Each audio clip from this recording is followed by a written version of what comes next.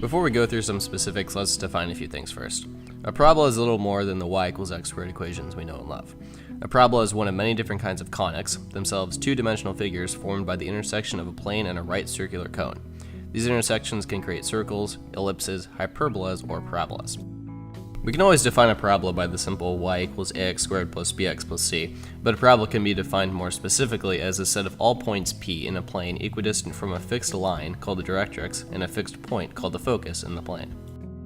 If the parabola has a horizontal axis, it'll be described by the standard equation y minus k squared equals 4p times x minus h. On the other hand, if the parabola has a vertical axis, the standard equation will be x minus h squared equals 4p times y minus k. The vertex is centered at the point hk. Note that p is the distance between the focus and the directrix, as shown here. Parabolas are almost everywhere you look. They can be found in McDonald's arches, the Golden Gate Bridge, in satellite dishes, solar cookers in the developing world, and even in the Death Star.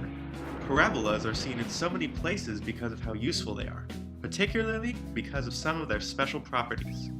One aspect of parabolas is that they are incredibly stable structures.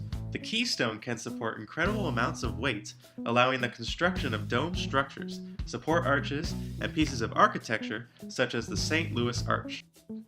Parabolas also have a perfect shape for focusing things like visible light, radio signals, and etc.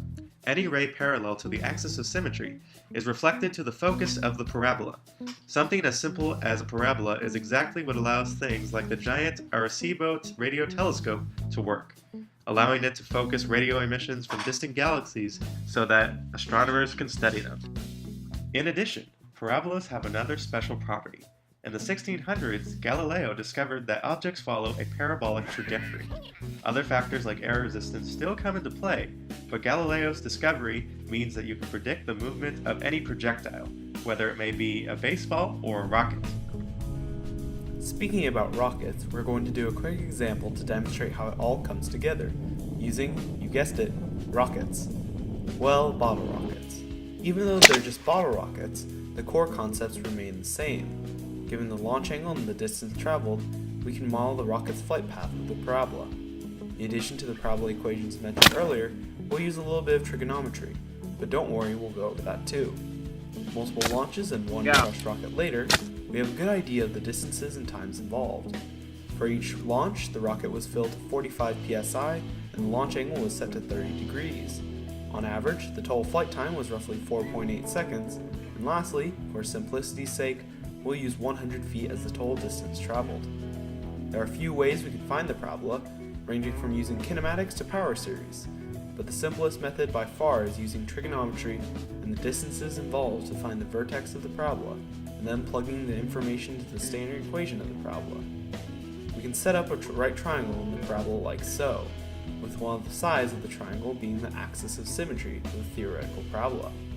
Since the axis of symmetry cuts the parabola in half, we know that the distance here is 50 feet.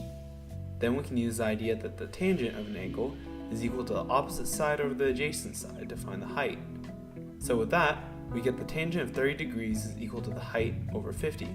The tangent of 30 degrees is equal to 0.57, so solving for the height gets us roughly 29 feet. With that piece of information, we now know the vertex of our parabola, which gives us the equation x minus 50 squared is equal to 4p times y minus 29. To solve for p, we'll plug in a point on the parabola to create an equation with a single variable. Plugging in the point 0, 0 gives us negative 50 squared equals 4p times negative 29. Solving for p gives us negative 21.5. Quickly replacing p with negative 21.5 gives us our final parabola equation. X minus 50 squared is equal to negative 86.2 times y minus 29. We hope you guys enjoyed it and thanks for watching.